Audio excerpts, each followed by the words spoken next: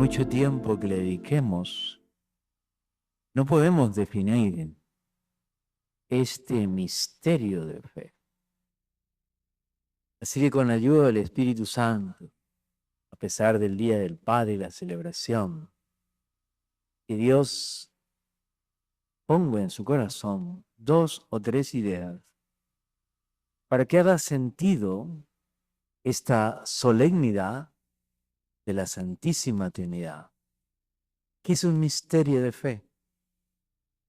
Es una puerta cerrada, un no trespassing, no. Un misterio de fe es una puerta abierta que no tiene fin. Desde el siglo IV, San Agustín, pasando por el siglo III, Santo Tomás, y hasta nuestros días, esa puerta en torno al entendimiento de lo que es el misterio, particularmente está abierta. Seguimos remando 21 siglos y no podemos agotar ni definir qué es la Santísima Trinidad. Podemos tener barruntos, pistas, algo que sacie nuestro intelecto, pero que no termina de agotar. ¿Por qué? Porque nuestra mente humana es finita frente al misterio de Dios, que es infinito. Es más lo que no sabemos de Dios de lo que sabemos de Dios. Pero hay un punto importantísimo, que como son ideas importantes, conviene que las fijemos en la memoria y sobre todo que le encontremos una aplicación práctica a nuestro día a día, a nuestra vida ordinaria. Porque hemos empezado la misa ¿con qué? Invocando al Espíritu Santo. Y terminaremos esta misa invocando al Espíritu Santo. Y todos los sacramentos siempre llevan este sello, Padre, Hijo y Espíritu Santo. Hay una fecha importante en la historia de la Iglesia, el 325, Concilio de Nicea, lo que hoy es Turquía, que se cumple pues este año, 1700 años, en que los obispos de toda la cristiandad de aquella época definieron cosas que forman parte de nuestra fe y que hace que nuestra fe católica sea única. En torno a la Trinidad, por ejemplo, se definió 3 personas, un solo Dios. Y nuestra fe cristiana y aún católica es distinta de la fe musulmana, siendo monoteísta, que también cree en Alá, un solo Dios. Y es distinta del judaísmo, que sí creen en Dios Padre, siguen esperando al Mesías, por tanto, no hay segunda persona. Y por supuesto que entienden lo que es el Espíritu Santo. Nicea marca un antes y un después. Concilio de Nicea, el Papa León XIV ha manifestado su deseo de visitar Nicea, porque nos habla de 2 categorías. Sé que la hora no es la más apropiada, pero hagan un pequeño esfuerzo, sin pensar, sin tener algo para digerir. Nuestra fe se puede convertir en fideísmo, es decir, creer por creer. La fe del carbonero que se llamaba antes, es decir, yo creo. No. Hay cosas que sí se pueden entender, masticar, digerir, pero como vemos en una cultura del poco esfuerzo, esto entiendo y comprendo que no es fácil, pero éntrele un poquito al tema. ¿Qué significa persona y qué significa naturaleza? A ver si damos una clase de catecismo express. Naturaleza. Decimos, Dios tiene naturaleza divina. ¿Y cuál es nuestra naturaleza? La naturaleza responde al qué somos. ¿Qué somos? Seres humanos. ¿Qué es Dios? ¿Qué naturaleza tiene Dios? Naturaleza divina. La pregunta ¿quién eres? Juan, Antonio, María, José, Anastasio, Anacleto, como quieras. Responde a la pregunta ¿quién? En Dios, ¿quién es Dios? Dios Padre, Dios Hijo, Dios Espíritu Santo. Te habla de 3 personas. Esto fue definido en el concilio de Nicea, y esta puerta abierta a la investigación sigue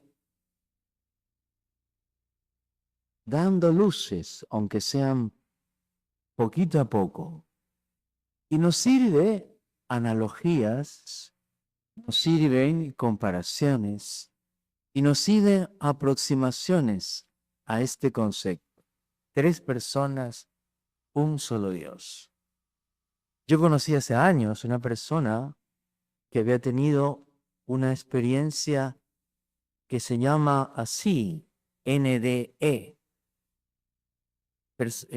experiencias cercanas o después de la muerte, que regresan, que estuvieron desconectadas un tiempo, que se declararon muertas y luego resucitaron, entre comillas, que sintieron una experiencia del túnel, de luces, una luz incandescentes, de una fuente que inexplicable, y que regresaron.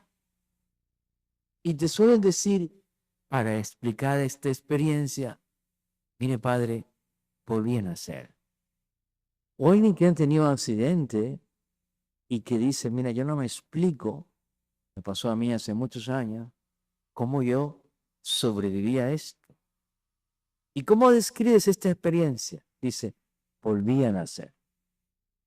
Entonces, las aproximaciones y las analogías nos sirven. Las comparaciones que para nosotros los católicos, y esto es una gran bendición, están nuestra fe, segundo punto, y se lo contaba ayer a un grupo de padres de familia, Dios nos hizo un favor al revelar nuestra fe. No es una elucubración que ha sido fatigosa, sino que Dios nos la reveló. Nos agotó el calentamiento de cabeza tremendo. ¿Dónde se reveló? En 2 libros, en la naturaleza y en la Biblia.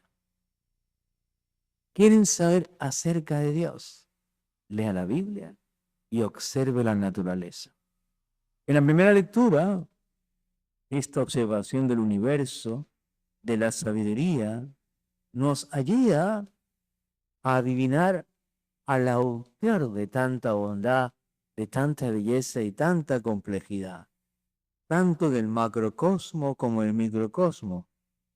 Y uno puede llegar fácilmente, si tiene una mente saludable y sana, a decir, esto no puede haber surgido por generación espontánea.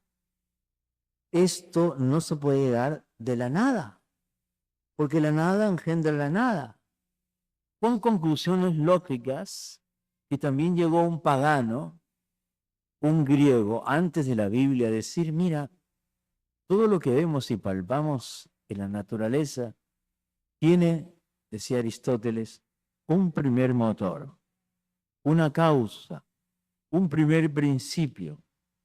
Hubo una explosión inicial. En el año 1930, un sacerdote físico belga, el padre Georges Lemaitre, fue, y eso mucha gente no lo sabe, el que diseñó la teoría del Big Bang. Sacerdote, genial, un genio. Y murió en 1966. Y él desarrolló un principio del átomo primogenio como el origen de donde arranca el universo 13.800 millones de años antes. Esto que se llama el gran diseño de Dios, o esta primera causa, que está aceptada bastante bien en el mundo de la ciencia y que tiene sus detractores, pero también tiene sus defensores, nos habla de este principio de sabiduría, ¿a dónde quiero llegar? A que no es irracional creer que hubo un primer principio, a que no es ilógico y absurdo pensar que hubo una fuerza inicial y que es producto de una causa y que el mundo es un efecto. Esto nos lleva ¿a qué?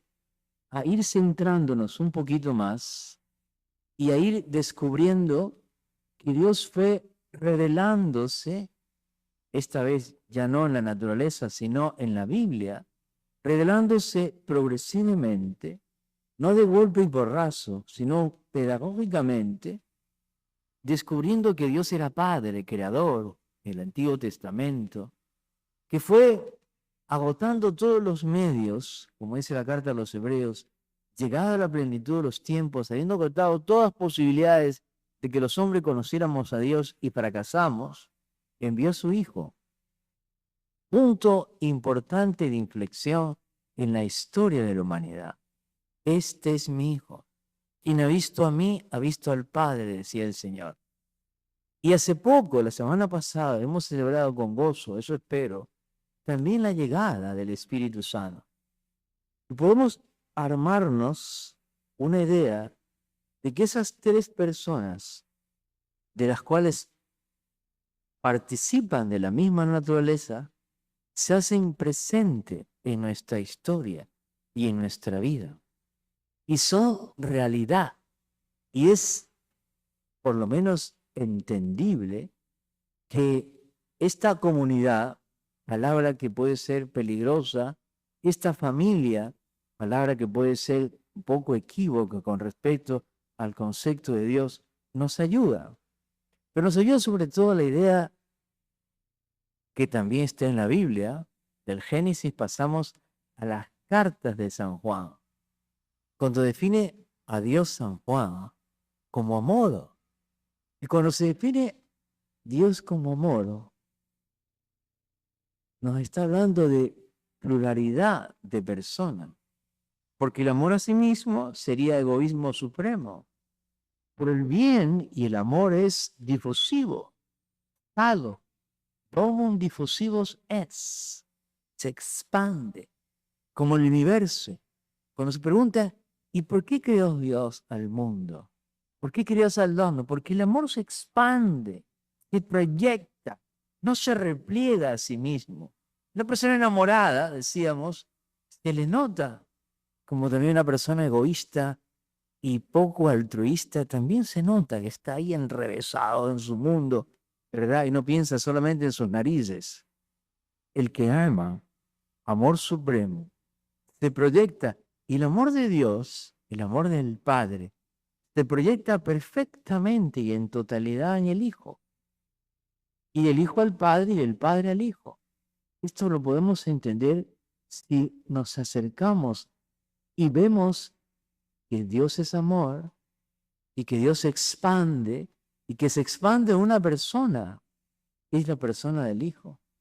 Y también entendemos que es tal perfección de amor entre el Padre y el Hijo que exhala, dice un texto muy importante, el Padre y el Hijo exhala una persona perfecta, que el texto de San Juan de hoy nos da pistas, porque nos habla de que se comunica, de que Él nos glorificará, porque primero le decirá de mí lo que les vaya comunicando. ¿Cómo mantenemos vivo el amor de Dios? Si no es a través de la acción del Espíritu Santo en nosotros. Y esto se confabula, perdonar la palabra, en nuestro ser, cuando permitimos que a través del bautismo el Padre, el Hijo y el Espíritu Santo inhabiten en nosotros. Entonces, nos ayuda mucho, mis queridos hermanos, quizás no, y les repetí, esto es un fracaso, no se puede definir en 15 minutos, en media hora y en 5 horas, que es Dios tres en persona, una naturaleza. ¿Y por qué? Pero sí podemos llegar a que es lógico, a que no es absurdo, a que tiene sentido que haya pluralidad de personas si se ama, a que el amor comunica y sopla en nosotros y aviva como un fuego que está apagado y que nos ilumina el entendimiento, si tenemos buena voluntad, impulsa nuestra voluntad a amarnos y sobre todo nos hace recordar su amor misericordioso. De ahí San Agustín decía, la inteligencia es la segunda persona, la sabiduría, el logos, que hablaba San Juan, la voluntad que tenemos todos es el ámbito del Espíritu Santo que nos impulsa a amar y a querernos y a sentirnos amados. Y la memoria, decía San Agustín, es el recuerdo de la acción y del poder de Dios al crearnos y al sostener todo el universo. Pidiéndoles por lo menos 3 cositas. Intentamos lo que es un misterio, no es algo cerrado, sino por investigar. El Padre, el Hijo, el Espíritu Santo y habitan en nosotros, si se lo pedimos. Y tercero, que estos 3 ámbitos, inteligencia, voluntad y memoria, tienen que ser llenados por el Padre, el Hijo y el Espíritu Santo. Amén.